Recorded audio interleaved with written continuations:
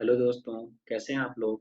आज लेक्चर 2 शुरू करने जा रहे हैं इंग्लिश क्लास का, जिसमें हम लोगों ने काफ़ी चीज़ें पढ़ी थी। अगर आपने वो लेक्चर नहीं देखा है लेक्चर 1 तो आप ज़रूर देख लीजिए, क्योंकि उसमें हमने बहुत सारी चीज़ें कवर करी थी। अगर वो आपने अच्छे से नहीं देखा है तो ये वाली वीडियो आपको अच्छे से समझ में नहीं आएगी, ठीक है? आगे चलते हैं हम लोग। इसमें और जो भी अगर आप चैनल पे नए हैं तो चैनल को हमारे सब्सक्राइब कर लीजिए। और जो भी सारी चीज़ें हैं आपको जो कंटेंट प्रोवाइड किया जाएगा इसकी पीडीएफ भी अगर आपको चाहिए होगी तो आप हमें कमेंट में इसकी पीडीएफ के लिए आप हमें बता सकते हैं, और अपनी मेल आईडी अगर आप डालेंगे तो मैं आपको इसकी पीडीएफ आपको मेल पे प्रोवाइड करा दिया करूँगा, ठीक है? इसमें हम लोग हिंदी से इंग्लिश की तरफ चलने वाले हैं। हिंदी के ज़रिए हम लोग इंग्लिश समझने की कोशिश करते हैं कि कैसे इंग्लिश स्पीकिंग की चीज़ें होती हैं, ठीक है? तो चलिए हम लोग शुरू करते हैं क्लास को।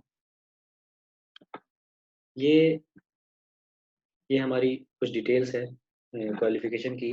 और ये हमने लास्ट क्लास आपको बताया था कि ये अगर आप अंग्रेज़ी और अच्छे से प्रैक्टिस करना चाहते हैं, तो ये 2 बुक है, जो आप ले सकते हैं। इस वाली बुक के अंदर आपको काफ़ी वर्ड्स और सेंटेंसेस दिए गए हैं बोलने के लिए, और इस वाली बुक में स्पोकन वर्ड्स है। तो आप ये 2 बुक चाहे तो ले सकते हैं। लास्ट क्लास जो हमने पढ़ा था, उसमें मॉडल्स के बारे में पढ़ा था, कैन, कुड, शुड, इसकी डिटेल पढ़ी थी। अगर आपने वो वीडियो नहीं देखा है, तो आप ज़रूर उसको एक बार देख लीजिए, ताकि आप चीज़ों को अच्छे से समझ में आ जाए। चलिए, तो हम लोग क्लास स्टार्ट करते हैं। हमने जो चीज़ें पढ़ी थी, इसमें हमने बहुत सारी चीज़ें जानने की कोशिश करेंगे। लास्ट क्लास में हमने सब्जेक्ट के बारे में पढ़ा था, कि सब्जेक्ट किसे कहते हैं, ठीक है? उसके बाद हमने वर्ब के बारे में पढ़ा था। अगर आपने नहीं देखा है, तो आपको आज की वीडियो समझ में नहीं आएगी। इसीलिए आप कम से कम ये ज़रूर देख लें, बेसिक डिटेल की सब्जेक्ट किसे कहते हैं, वर्ब किसे कहते हैं। काम करने वाला जो होता है किसी सेंटेंस के अंदर, उसे हम लोग क्या कहते हैं? सब्जेक्ट कहते हैं। और जिस पे जो काम होता है, ठीक है? जो किसी सेंटेंस के अंदर काम होता है, उसे हम लोग क्या कहते हैं? उस चीज़ को हम लोग क्या कहते हैं? वर्ब कहते हैं। और ऑब्जेक्ट किसे कहते हैं? जिस पे काम का असर पड़ता है, उसे हम लोग ऑब्जेक्ट कहते हैं, ठीक है? इसकी डिटेल हमने लास्ट क्लास में पढ़ी थी। फिर हमने पढ़ा था हेल्पिंग वर्ब किसे कहते हैं। जो सेंटेंस में is, am are, was, were, can, could, shall, should, would, ये सारी चीज़ें लगाई जाती है, उसे हेल्पिंग वर्ब कहा जाता है, ठीक है? तो बेहतर है कि अगर आपने वीडियो नहीं देखी तो डिटेल में आप ज़रूर से देख लीजिए। आज जो हम लोग पढ़ने वाले हैं, उसमें हम लोग पढ़ेंगे टेंस के बारे में। हम लोग टेंस के बारे में जानने की कोशिश करेंगे कि टेंस होता क्या है। तो चलिए हम लोग देखते हैं टेंस होता क्या है। देखिए, टेंस जो है एक्चुअल में एक लैटिन वर्ड से लिया गया है, जिसकी टेम्पस, ठीक है? जिसमें एक्चुअल में इसमें टाइम की बात की जाती है। जैसे present time, past time, future time, अभी क्या हुआ, उसकी उसकी ट्रांसलेशन हम लोग कैसे करेंगे? कोई चीज़ अगर पास्ट में हुई है, तो उसकी ट्रांसलेशन हम लोग कैसे करेंगे? कोई चीज़ अगर फ्यूचर में होगी, ठीक है? तो उसके ट्रांसलेशन को इंग्लिश में हम लोग कैसे बनाते हैं? कोई हिंदी है, कोई वर्ड है, उसका इंग्लिश हम लोग कैसे बनाएँगे? उसको इंग्लिश में स्पीकिंग कैसे करेंगे? बोलेंगे हम लोग कैसे उस वर्ड को, उसको हम लोग जानने की कोशिश करते हैं टेंस के अंदर, ठीक है? तो किस टाइम का है उसकी पहचान की जाती है, ठीक है? टेंस क्या, समझ में आ गई होगी बात? आगे चलते हैं। फिर सबसे पहले आज हम लोग जो पढ़ेंगे, वो पढ़ेंगे सिंपल प्रेज़ेंट टेंस के बारे में। तो सिंपल प्रेज़ेंट टेंस के बारे में एक्चुअल में होता क्या है कि कौन-कौन सी चीज़ें सिंपल प्रेज़ेंट टेंस में आती है, फिर simple present perfect continuous tense होता है, ठीक है?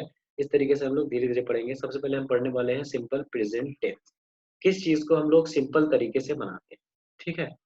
तो जैसे इसके अंदर कई सारे फ़ॉर्मूला अगर होंगे, तो उसको हम लोग कैसे सोचते हैं, उसके बारे में जानेंगे।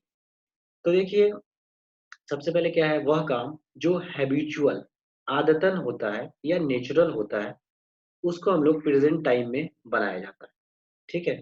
जैसे कहते हैं हम लोग रोज़ कॉलेज जाते हैं, मतलब क्या है, ये आदत का काम है, डेली कॉलेज जाने का काम है, ठीक है? डेली का काम है। तो ये चीज़ किस में आ जाएगी? सिंपल प्रेज़ेंट टेंस में आ जाएगी। इस तरह वह गीत गाता है, इसका मतलब क्या है कि उसका गीत गाना क्या है, एक तरीके से ये चीज़ें हैं, ठीक है? कि वो गीत गाने का काम करता है।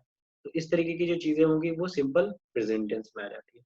अब बात होती है इसके फ़ॉर्मूला की, तो जो भी ऐसी चीज़ें होंगी जो सिंपल प्रेज़ेंट टेंस में बनाई जाएगी, उसे उसको हम लोग इस फ़ॉर्मूला के बेस पे बनाते हैं।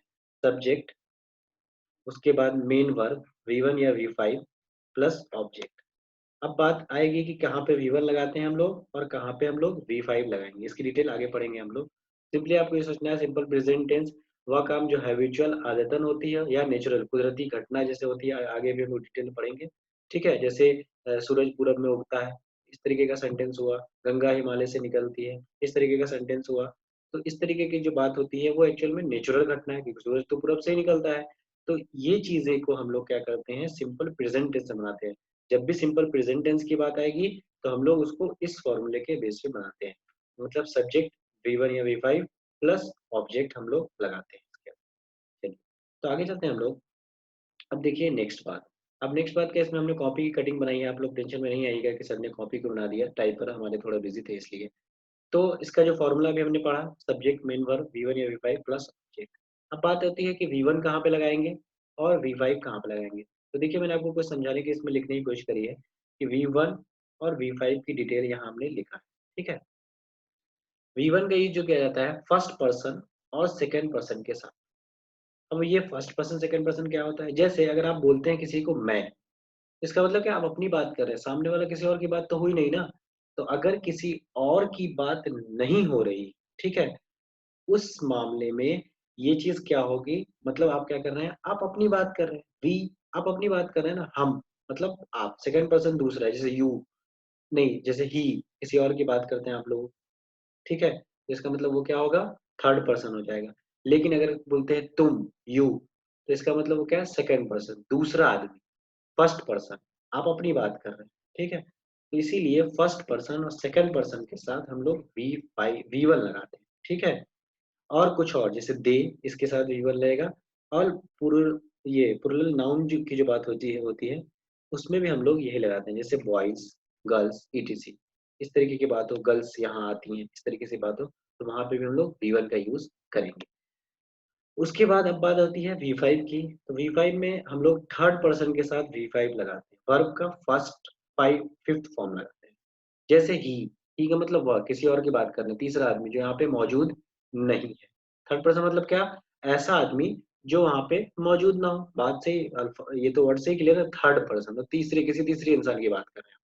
इसका मतलब किसी जब तीसरे इंसान की बात करेंगे तो वहाँ पे हम लोग V5 का यूज करेंगे, ठीक है। V5 V1 क्या होता है इसकी डिटेल में आगे पढ़ेंगे हम। तो पहले ये समझ लेते हैं। तो ही शी, जैसे ही, शी, वह, इट। उसके बाद सिंगुलर नाउन जो होगा वहां पे भी हम लोग V5 का यूज करते हैं, जैसे ए अ बॉय, अ गर्ल, किसी का नाम, राम, ठीक है, श्याम, इस तरीके से किसी का भी नाम आता है, कपिल, इस तरीके से किसी का भी नाम आता है। तो वहां पे हम लोग क्या करते हैं, वर्ब का फिफ्थ फॉर्म यूज करते हैं। तो उम्मीद है आपको बात समझ में आ गई हो कि जहाँ पे फर्स्ट पर्सन सेकंड पर्सन के साथ और ये सारी चीजें होंगी तो उसके साथ हम लोग V1 लगाएंगे। लेकिन V5 कब लगाएंगे, जब थर्ड पर्सन की बात होगी और एक सिंगुलर नाउन, किसी नाम की बात होगी, नाउन किसी नाम को कहते हैं, तो किसी नाम की बात होगी, या अ बॉय, अ गर्ल, इस तरीके की चीजें होती है, सिंगुलर है वो, तो वहां पे हम लोग V5 लगाएंगे, ठीक है। जैसे अभी हमने पीछे पढ़ा था, हम लोग रोज कॉलेज जाते हैं। तो हम लोग यहाँ पे क्या है, हम मतलब अपनी बात कर रहे हैं, इसका मतलब फर्स्ट पर्सन है, तो क्या लगेगा, वी, तो इसकी इंग्लिश होती है हम, ठीक है। अब यहाँ पे बात होती है, हमने क्या पढ़ा, ये देखिए हमने फॉर्मूला क्या पढ़ा था, सब्जेक्ट V1 या V5 प्लस ऑब्जेक्ट। अब यहाँ पे सोचेंगे कि अच्छा इस सेंटेंस में वह लोग क्या है, हम लोग रोज कॉलेज जाते हैं, तो काम क्या है यहाँ पे, जाना। इसका मतलब जाना की इंग्लिश तो होती है गो। लेकिन अब सवाल ये होता है कि V1 लगाएंगे या V5 लगाएंगे, ठीक है। तो आपको सोचना पड़ेगा कि अच्छा इसमें सब्जेक्ट क्या है, मतलब आपका दिमाग सीधा सब्जेक्ट पे जाएगा। सब्जेक्ट वी है, वी कौन सा पर्सन है, फर्स्ट पर्सन, ठीक है। तो वी अगर फर्स्ट पर्सन है तो हमारे माइंड में सीधा क्या आएगा कि V1 लगाएंगे वर्ब के लिए। इसका मतलब हम क्या लगाएंगे, नेक्स्ट टाइम सीधा जस्ट V1 लगा, ठीक है। उसके बाद ये चीजें जो होगी ये ऑब्जेक्ट में आ जाती है, टू कॉलेज डेली, ठीक है। अगली बात देखिए, थर्ड पर्सन की बात आती है। अब जैसे देखिए वह गाना या गीत गाती है, ये बात है। अब सोचिए यहाँ पे, आप सोचेंगे वह गीत गाना, यहाँ पे काम क्या है, गाना, ठीक है। तो इसका मतलब क्या होगा, ये वर्ब है। अब आप सोच लेंगे कि वर्ब है, काम है यहाँ पे गाना, तो V1 लगाना है या V5 लगाना है। तो फिर आपके माइंड में आएगा क्या कि अच्छा इसका सब्जेक्ट देखते हैं। सब्जेक्ट हमने देखा है, इसका सब्जेक्ट है वह। इसका मतलब वह मतलब किसी तीसरे इंसान की बात हो रही है। जब थर्ड पर्सन की बात होती है हम लोग क्या लगाते हैं, V5 लगाते हैं। तो इसीलिए हमने क्या लिखा है, शी, सब्जेक्ट और सिंग्स। V1 क्या होता है, इसका V1 होगा सिंग, ठीक है। लेकिन इसका V5 क्या होता है, सिंग्स, ठीक है। V1 और V5 की डिटेल अभी आगे पढ़ेंगे हम लोग, कैसे V1 और V5 को बनाते हैं। सिंपली आप अभी ये समझ लीजिए, वैसे ग्रामर की बुक्स में भी ये डिटेल रहती है, कोई भी ग्रामर की बुक उठाएंगे तो आपको इसमें मिल जाएगा, मैंने जो आपको रिफर किया है उसमें भी ये चीज मिल जाएगी। अब देखिए आगे लिखा है हमने नोट। अभी आपने यहाँ पे देखा कि जैसे यहाँ पे लास्ट में है लगा हुआ है, फिर आप देख रहे हैं यहाँ पे भी है लगा हुआ है, तो है की तो इंग्लिश में बन नहीं रही है, इज़, एम, आर, वाज़, वर इस तरीके की तो कुछ भी इंग्लिश बन नहीं रही है।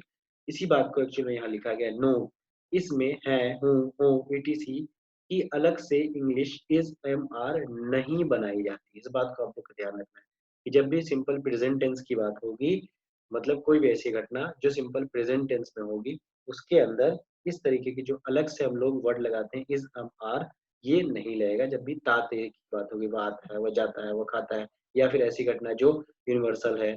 इस अभी आगे हम लोग डिटेल इसकी पढ़ेंगे, ठीक है? तो इतनी बात आपको उम्मीद है समझ में आ गया होगा। चलिए, आगे चलते हैं हम लोग